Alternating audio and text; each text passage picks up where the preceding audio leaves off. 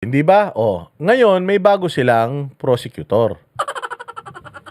Tangina niyo, hindi ko alam kung pare-pare kung nakikinig ba kayo sa hearing. Sinabi na nga ni Chis Escudero kahapon na itong scam, modus operandi, itong mga salita na ito, kasinungalingan, hindi natin yan dapat ginagamit dito. Kung meron man dapat na mag-isip kung scam ba yan, kung modus ba yan, yung mga senator judges yun. Ang sa korte, sa normal na korte, ano lang, nagtatanong ka lang. Hindi ka nagtitestify, nagtatanong ka lang. Pinoprove mo yung kaso mo sa pamamagitan ng pagtatanong dun sa testigo mo. Ebidensya. Hindi mo na kailangan sabihin na, judge, mamamatay tao talaga ito. Kasi ganito, ganyan. Hindi yun.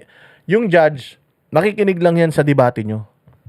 Titingnan niya yung ebidensya mo, titingnan niya yung ebidensya nila, sinong mas malakas, sino ang tama, yun yung didesisyonan ng judge.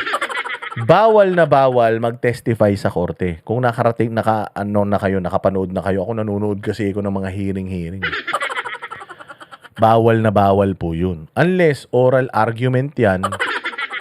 Oh, yan. Ano yan? Mag-aargumentuhan sila. Magpopropagandahan sila. Pero kapag ka ganyan. So, dito sa Senado, pag bawal yan. Bawal yan. Pero itong prosecution, yun lang talaga ang kanilang target. Ang target ang talaga ng prosecution is siraan lang si Inday Sara. Kaya kita mo kanina, nung binawal na ni Chis, umayaw na magtanong si Ligutan. Oh. Umayaw na kasi hindi na pumapayag si Chis eh. Ngayon, ito naman babae na ito, bait-baitan. May hawak pang krus. Oh, mukhang mabait. Sabi ko nga sa inyo, may hawak na krus. Kunyari pa, lumulunok yan. Baka nga hindi na virgin yan nung naasawa yan ng boyfriend niya kasi nagpi-premarital sex yan.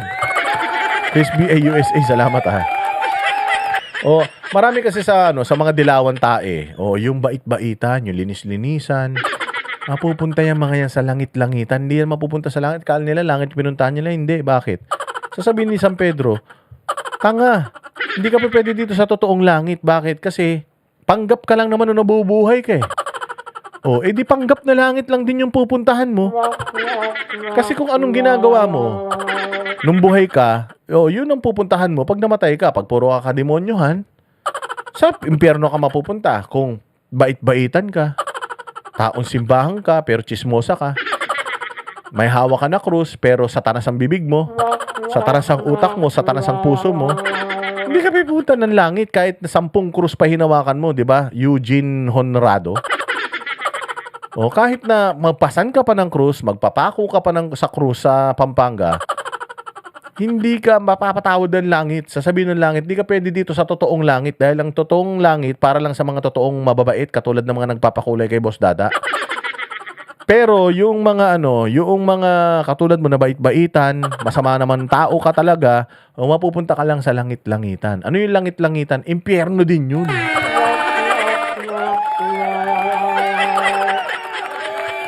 Hindi lang krus ang hinahawakan yan, palagay ko. Ano lang, talong. Ang linis-linisa, putsang inang yan. Panay ang bintang nyo kay Inday Sara, wala nga kayong Hindi kayo sumusunod sa batas. Nag-lay na nga ng batas si Chis Escudero. Sabi niya, wag na kayong gumamit ng ganitong salita. Kahapon, pinigilan na yung isang prosecutor, ginawa mo pa. Tangina kang babae ka. Tatanga-tanga ka na nga. Gulat na gulat sila kanina, mga bossing, doon sa testigo na yung hostile witness na taga-OVP. Ang talino. Hindi nagbi-break ng karakter. Ang gaganda ng mga sagot. Alam niya yung mga sagot niya, English, Tagalog, pinapaliwanag niya. Alam mo may pinag-aralan, mas may pinag-aralan pa kaysa kay Rapi Tulfo at kay Erwin Tulfo. Putsang inan yan, dahil nga mga sinungaling ito, may mga hawak pa na krus. Tingnan mo si Leila de Lima, panay ang simba, panay ang luhod, Panginoon, ikaw ang sinusunod ko, pero nagpakantot sa asawa ng may asawa. Di ba? Oh, may asawa na may asawa, frailties of a woman. Ang inan yan. Ang babait. Si Leni Robredo, ganin din. Hindi makabasag pinggan. Tapos may chismis. Pucha, may asawa yung bolet. Pucha, naging jowa niya. Oh. Sino pa? Oh, katulad yan si Risa, bait-baitan din, bait-baitan, galit sa kawatan. Putya nung binisto ni Katunying, ang dami palang insertion, putya yan, hindi na sumagot.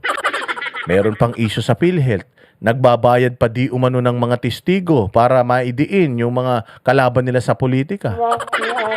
Ang daming bait-baitan sa mga yan. Ang daming mga putya, nagdadasal yung mga yan. Oh, putya, pag matindi yan pag nagdasal. Akala mo talaga sa langit sila mapupunta. Pero pagtapos nung dasal nila, puro kahayupan ang ginagawa ng mga yan. Oh, may hawak na krus pa, may hawak na krus. Putya yan. Hindi na may sasalbang mga kaluluwa ninyo. Kasi mga makasalanan kayo. So, simpleng batas, naglay na ng batas, si Chis Escudero, hindi nyo masunod. Tapos gusto nyo sumunod sa batas, Inday? Gusto nyo sumunod sa batas? Etong mga tinatanong nyo dyan, kayo, simpleng batas nga lang. Huwag sabihin yung mga salita na to, hindi nyo magawa eh. Kasi inulit niya eh. Inulit niya yung salitang scam, modus, inulit niya eh. Kasi talaga itong prosecution, makikita mo talaga yung pattern, meron talaga silang script. Kailangan lumabas yung script nila, ganun yun. Sabi nga ni Bright Naria, hindi lang si Delima, hindi lang sa simbahan lumuluod si Delima. Totoo naman, di ba? Pwede ba yun? Jowa mo yung driver mo, wala nangyari sa inyo. Butis na naman, ang pogi ng driver, ang dumi. Ang dumi ng driver. Ayaw magbayad ng lalaki, gusto libre. Kahit madumi, pwede na. Yung itsura nung Ronnie Dayan. Yung Ronnie Dayan at saka si Jonel, tinan yung mga itsura nun. Putsang ina, walang taste. Manlalalaki ka na rin lang. Di sana yung matinu-tinu na. Manlalalaki ka na rin lang. Putsang ina, mukhang magbubukid pa. Yung kasalanan yun. May pera ka naman. Di ba, Emma Di Castro? Mabuhay ka. O, may pera ka naman. Bakit hindi ka magbayad ng ano? Hindi ka magbayad ng matinong chuchuk-chak sa yung walang asawa. O, para at least wala ka sinisirang pamilya. Di ba? O, ayan pa, isa pa yan, si Jim Paredes. O, si Jim Paredes, ang bait-bait. Bait-bait ni Jim Paredes. Mahal ang bayang Pilipinas. Putang ina, nagjajakol sa camera. Sang ka? O, tiya, galit. Ang bastos daw. Ang bastos ng bibig ng mga Duterte. Bastos ng mga Duterte. Mura ng mura yung mga Duterte. Nakahawak ng camera, nagsalsal si Gago. Lit naman ng titi.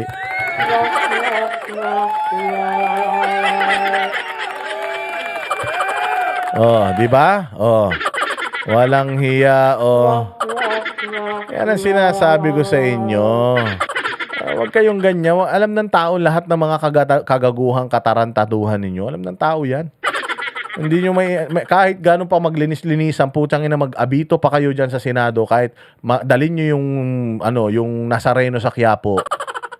Alam ng tao na nagpapanggap lang kayo, mga kupal kayo. Si Abante, tinan mo, pastor si Abante, di ba? Pero puro kasinungalingan ang sinasabi.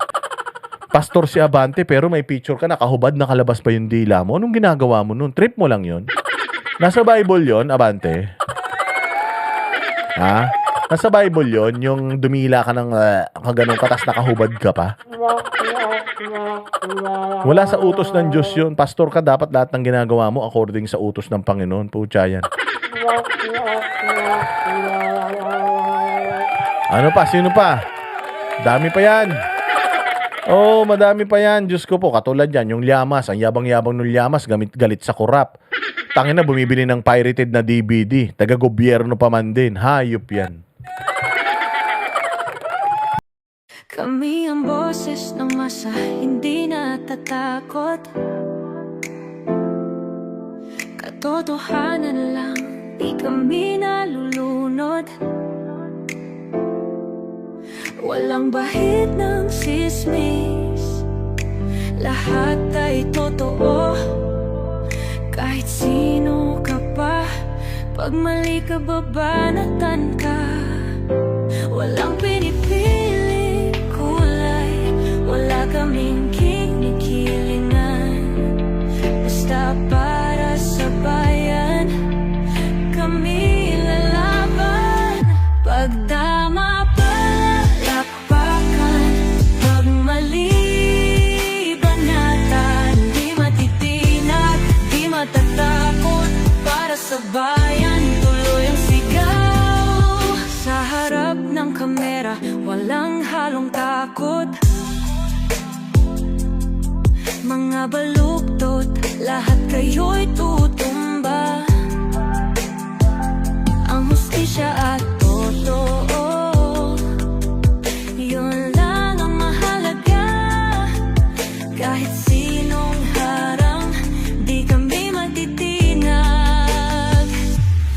Walang pinipiling kulay, wala kaming kinikilingan. Basta para sa bayan, kami lalaban. Pag tama palakpakan, pag mali banatan. Di matitinag, di matatakot, para sa bayan tuloy ang sigaw. Kung nasa tama ka, ikaw ay aming kasama. Pero pag mali ka, handa ka na bang mabasag? Banateros kami, walang inuurungan. Dahil bayan muna, bago ang sarili.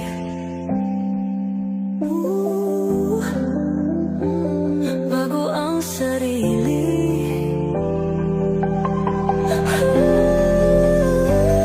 Pag tama palakpakan, pag mali banatan. Banateros ang sigaw, katotohanan ang laban.